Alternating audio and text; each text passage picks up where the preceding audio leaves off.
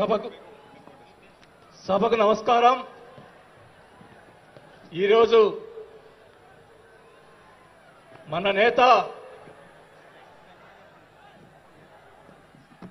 జనసేన రాష్ట్ర అధ్యక్షులు మరియు డిప్యూటీ సీఎం గారైన పవన్ కళ్యాణ్ గారి పిలుపు మేరకు ఈరోజు 12వ ఆవిర్భావ దినోత్సవానికి వచ్చేసినటువంటి జనసేన నాయకులకు, కార్యకర్తలకు, మహిళలకు, వీర మహిళలకు,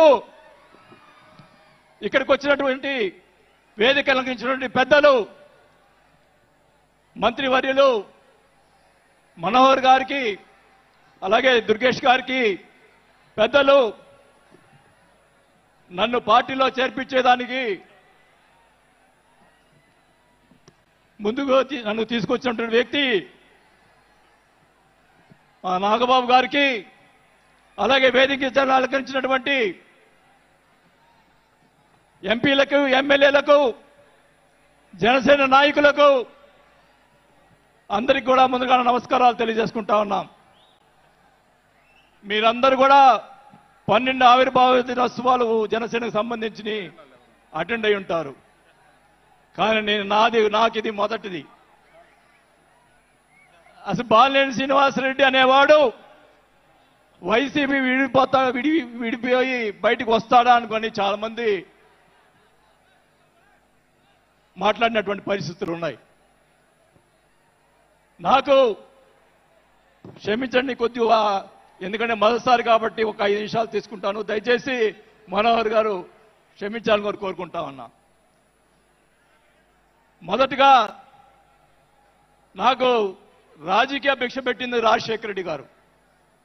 రాజశేఖర రెడ్డి గారు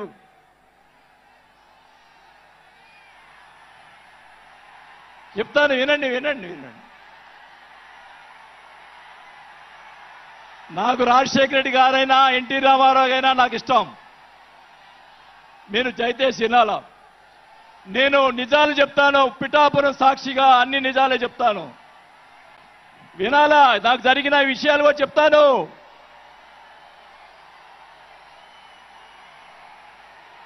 ఆ తర్వాత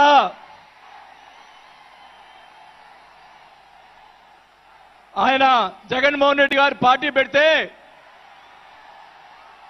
రాజకీయ భిక్ష పెట్టాడు కాబట్టి నేను మంత్రి పదవి వదులుకొని ఆయన వెంట నడిచాను.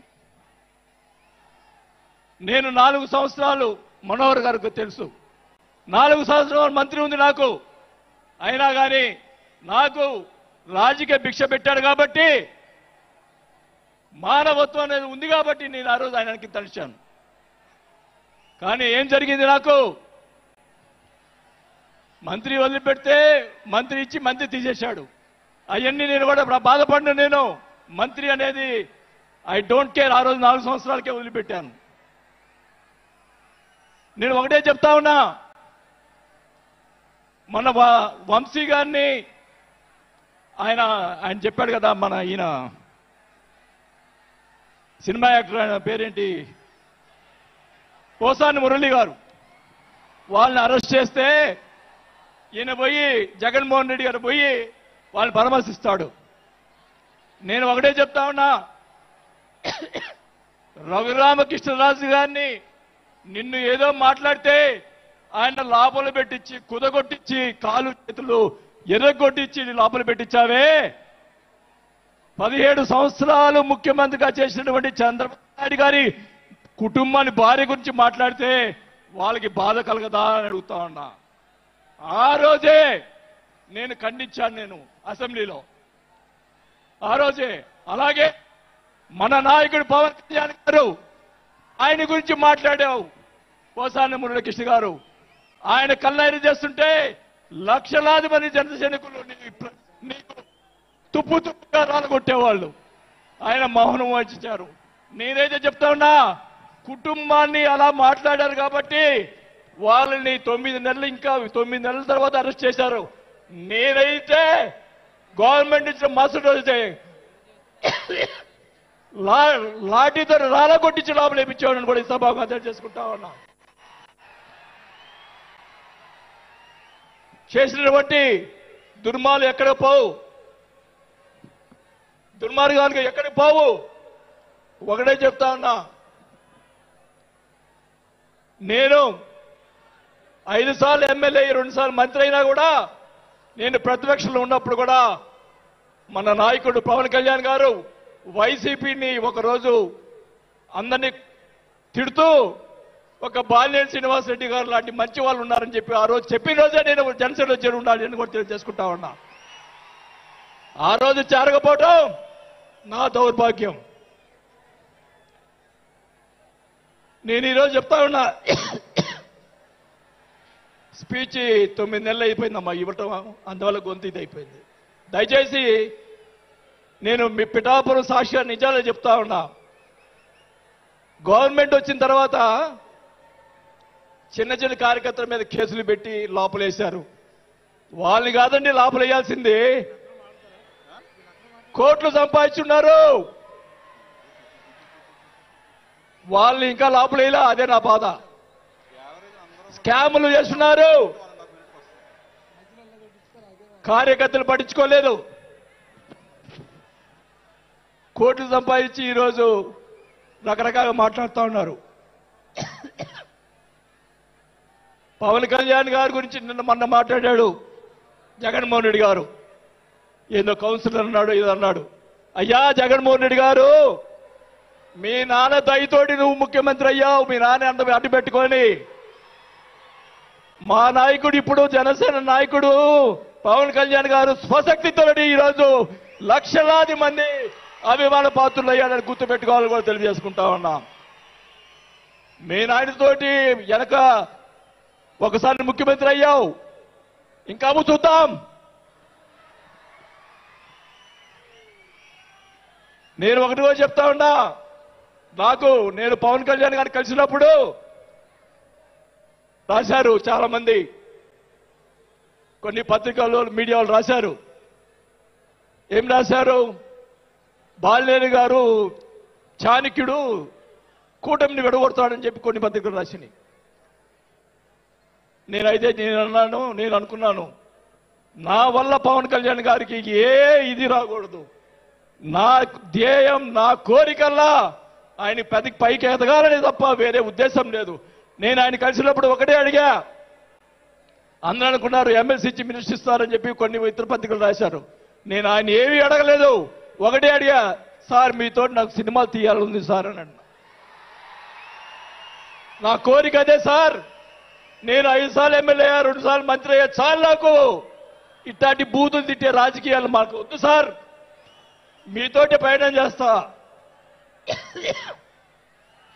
జనసేనని నా సాయశక్తులా నేను చేయగలని. మా జిల్లాలో 6 నెలల తర్వాత కార్పొరేట్లను చేర్పించాం. మీరు ఛాన్స్ ఇవ్వండి, మా జిల్లాలో జిల్లా పరిషత్తు అన్నీ కూడా జనసేన చేస్తానని కూడా మాకు తెలియజేసుకుంటా ఉన్నా. మాకు ఇవ్వండి ఛాన్స్. నన్ను ఆపద్దు. నాకు జరిగిన అన్యాయం మళ్ళా ఒకరోజు మీటింగ్లో చెప్తా. ఒకరోజు చెప్తే సరిపోదు, ఎందుకంటే టైం లేదు కాబట్టి. నాకు అన్యాయం జరిగిందని చెప్తా. జగన్మోహన్ రెడ్డి గారు చేసినటువంటి అన్యాయాలని చెప్తా, నాకు జరిగినటువంటి అన్యాయాలు. నేను ఒకటే చెప్తా ఉన్నాను సార్, మీకు కూడా దయచేసి జనసేన కార్యకర్తని చూస్తున్నాను. అన్ని నియోజకవర్గాల్లో ఎమ్మెల్యేలని చాలా మంది గెలిపించారు, కార్యకర్తల్ని జనసేన వాళ్ళని పట్టించుకోవటం లేదు. దయచేసి చంద్రబాబు నాయుడు గారు, పవన్ కళ్యాణ్ గారు ఇద్దరు కూర్చొని ఒక ప్రెస్ మీట్ పెట్టి ఎమ్మెల్యేలందరికీ ఫిరాయించండి. జనసేన కార్యకర్తలు కూడా మీరు వాళ్ళకి రావాల్సినటువంటి రేషియో ప్రకారంగా వాళ్ళు కష్టపడి పనిచేశారు. ఇప్పుడు తెలియదు ఆ బాధ. రేపు ఎలక్షన్ తెలుస్తుంది. వాళ్ళు ఖర్చును వాళ్ళు అడుగుతారు రేపు, దానికి సమాధానం చెప్పాల్సిన బాధ్యత ఆ ఎమ్మెల్యేలకు ఉంటుంది. కాబట్టి ఇద్దరు కూడా ఇప్పుడే వెంటనే అది చేస్తే మీకోసం ప్రాణాలు ఇచ్చే వాళ్ళు ఉన్నారు ఇక్కడ. అలాంటి వాళ్ళని మనం కాపాడుకోవాలి. కాబట్టి మీరు అంటే నేను ఇలా మాట్లాడుతున్నానని అనుకోకుండా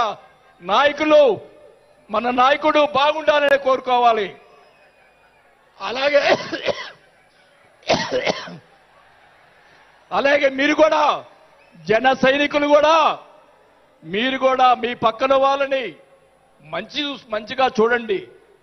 మన పార్టీ పైకి తీసుకొచ్చేదానికి మన నాయకుడు ఇంకా ఎదిగేదాని కోసం ఇంకా కూడగొట్టుకోవాల్సిన బాధ్యత కూడా మీ మీద ఉందని కూడా ఈ సభాముఖంగా తెలియజేసుకుంటా ఉన్నాం. మన నాయకుడు మనల్ని కాపాడుతాడు. మన నాయకుడిని ఎదిగించేదాని కోసం మీరందరూ కూడా కష్టపడాలని చెప్పి కూడా కోరుకుంటూ నా ప్రాణం ఉన్నంత వరకు నేను పవన్ కళ్యాణ్ తోటి గారితోటే ఉంటాను. నాకు పదవి వచ్చినా రాకపోయినా పర్వాలేదు, నేను పవన్ కళ్యాణ్ తోటే ఉంటాను. నేను రాజకీయంలో నాకు జరిగిన అన్యాయాలు ఒకటి కాదు రెండు కాదు, మా నానిచ్చిన నీ ఈరోజు ఛాలెంజ్ చేస్తున్నా పిఠాపురంలో అమ్మవారి సాక్షిగా మా నానిచ్చిన ఆస్తిలోనే నేను సగం భాగం పైన నేను అమ్ముకున్నాను ఈ రోజు అని కూడా ఈ సభాముఖంగా తెలియజేసుకుంటా ఉన్నాం. అయినా కానీ నేను లెక్క చేయను. నాకున్నటువంటి ఇది కూడా నాకున్నటువంటి మా వియ్యంకుడికి నాకున్నటువంటి ఆస్తులు కూడా జగన్మోహన్ రెడ్డి గారు కాజేశాడని కూడా ఈ సభాముఖంగా తెలియజేసుకుంటా ఉన్నా. కాబట్టి అది త్వరగా మీరు చెప్తాను అవన్నీ కూడా తెలియజేసుకుంటూ ఈరోజు మీరు నన్ను దయచేసి ఇప్పుడు ఈ మాట్లాడిన దానికి ఇంకా రేపు ఒకటే కౌంటర్లు వస్తాయి నాకు తెలుసు. ఛాలెంజ్ చేస్తున్నా, నేను ఇది కూడా ఛాలెంజ్ చేస్తున్నా.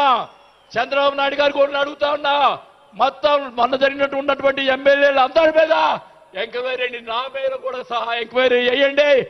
ఎవరు అన్యాయం చేశారో, ఎవరు తప్పులు చేశారో, ఎవరు కోట్లు సంపాదించారో మొత్తం బయట పెట్టాలని కూడా ఈ సభాగా తెలియజేసుకుంటా ఉన్నా.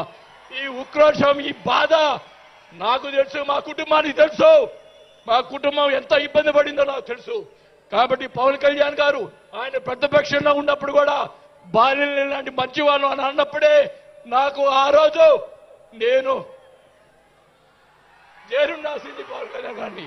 కానీ ఈరోజు అది నాకు ఆ రోజు రాత బాగాలేదు కాబట్టి ఈరోజు ఇలా ఉన్నాను. నాకు పోయినా పర్వాలేదు కానీ నేను ఆయన సేవ చేసుకున్నాను. కానీ నా కోరిక, నాకు రాజకీయ పదవి వచ్చినా కాబట్టి నాకు ఒక కోరిక ఏంటంటే పవన్ కళ్యాణ్ గారు నాకు మాట ఇచ్చాడు సినిమా తీస్తానని. ఆ సినిమా తీస్తే చాలని చెప్పి కూడా శ్రీబాబుగా తెలియజేసుకుంటూ సెలవు తీసుకుంటున్నా. జై జనసేన. గౌరవనీయులు తెలంగాణ రాష్ట్ర ఇన్ఛార్జ్ శ్రీ వేమూరి శంకర్ గౌడ్ గారిని మాట్లాడుతుంది. దయచేసి తక్కువగా 1.5-2 నిమిషాలు అందరూ కూడా టైం